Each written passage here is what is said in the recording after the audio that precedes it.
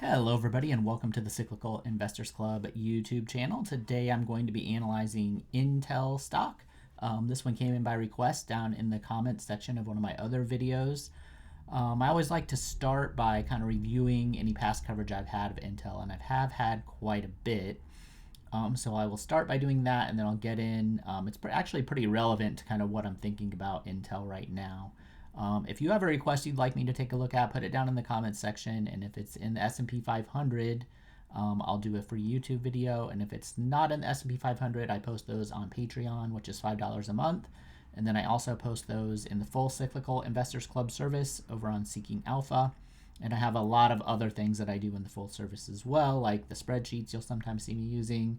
You can chat with me basically anytime over there.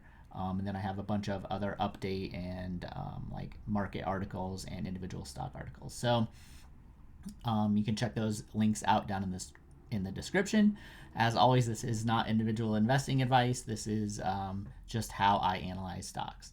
And I like to review the past coverage I've had because my strategies aren't usually strategies anyone else is using since I created them myself. So it helps add some context basically to whatever I'm talking about, good or bad. I'll go back and look at the ones that I haven't done well with.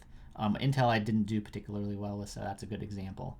But it is relevant, I think. So I've written 3 public articles on Intel. I don't think I've made a video on it before.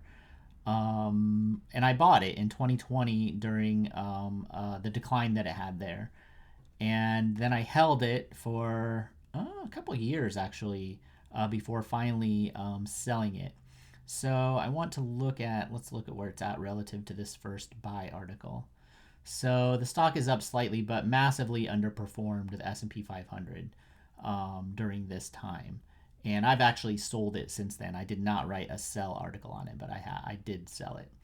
So let's look at how badly I did on this.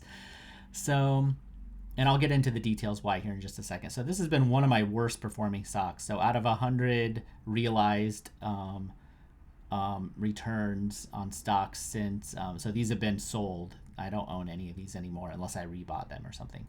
Intel was like in one of the worst. Like one had some Chinese stocks that were worse than that, but basically it turned out to be a 35% loss that I took. I held it for like over 2 years.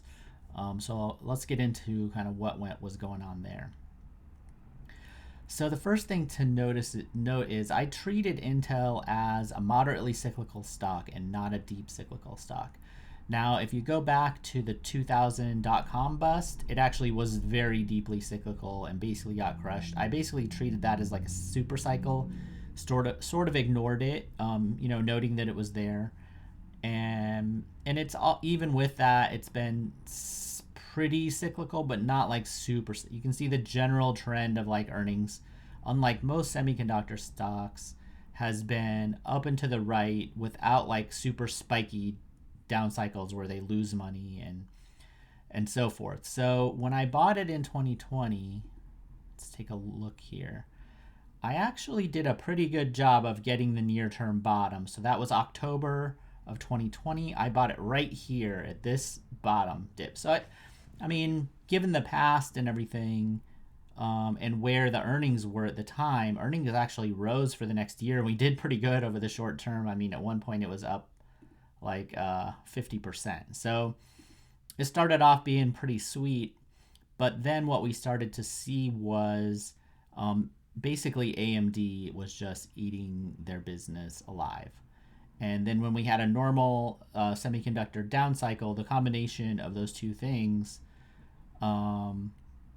produced this giant decline in earnings and then giant decline in stock price. Now partly because I owned Intel, I got wise to how good AMD was, is sort of what happened during this time. And so because I communicate with a lot of investors and I try to answer all the comments and everything on my articles, I get to see what people are thinking. When you buy something, you'll get some pushback, which is fine with me. I always like to hear the other side, the other case. So I think my purchase here was pretty rational, but the bears thesis really ultimately just came true. So now AMD suffered this same decline. They actually fell just as much as Intel did during this decline. But since I was able to kind of witness AMD superiority firsthand by owning Intel, I bought AMD down here in October of 22 near the bottom of this kind of semiconductor decline. I bought AMD. I was able to buy Micron, and I just missed Nvidia, unfortunately.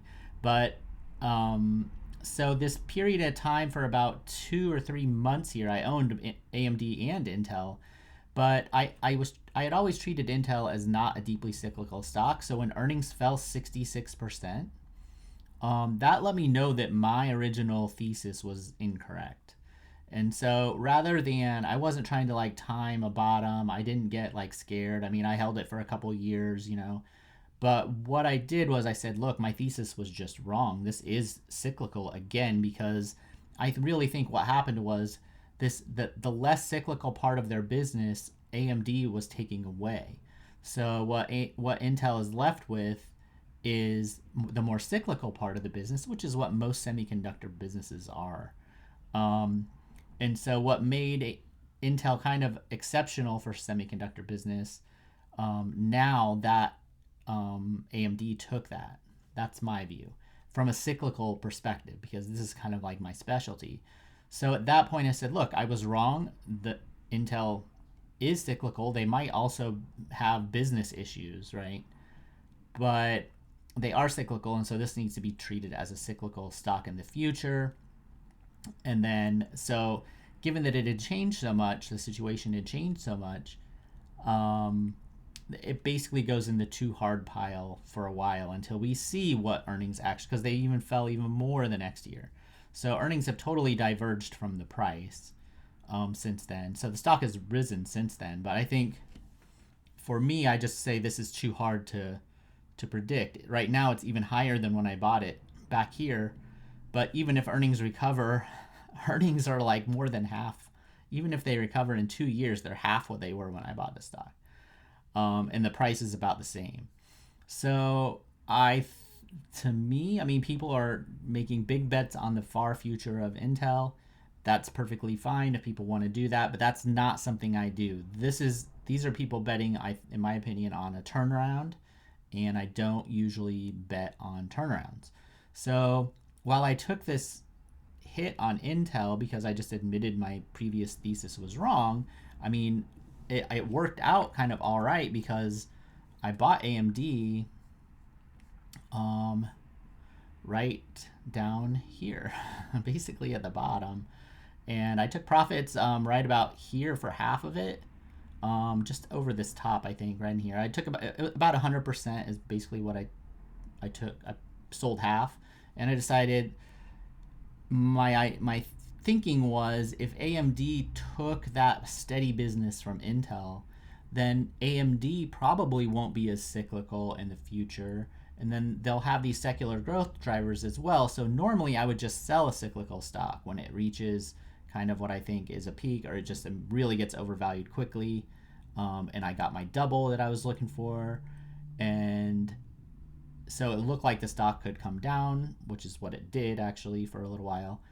But the other half, I was like, well, if they're this secular growth company that's taking profit share from Intel, and it's going to take Intel a really long time to try to catch up, I was like, I'm just going to hold this other half for the long term.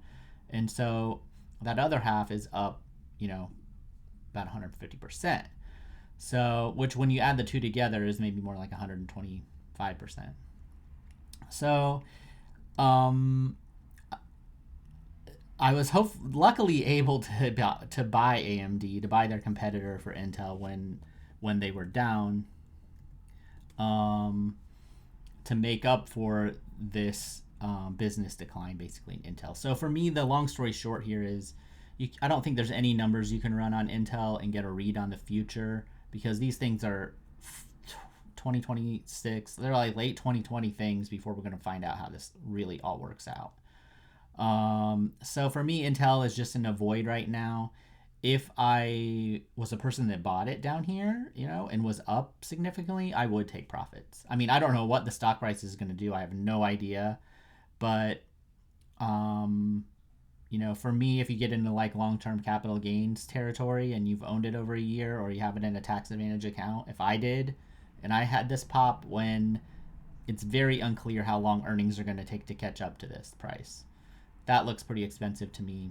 I would take profits and maybe look for another semiconductor cycle and find, you know, buy a more dependable one on a dip. That would be my approach. All right, thanks for the request. This was a little bit unusual analysis than normal because I'm not really running any numbers. But the reason I'm not running any numbers is because you can see what these earnings are doing. You know, when I did run the numbers back here, it looked pretty good. I took a shot at it, but they didn't hold up, and it doesn't look like they're going to come back anytime soon. Okay, thanks for watching. If you found this useful, hit the subscribe button, and I will see everybody in the next video.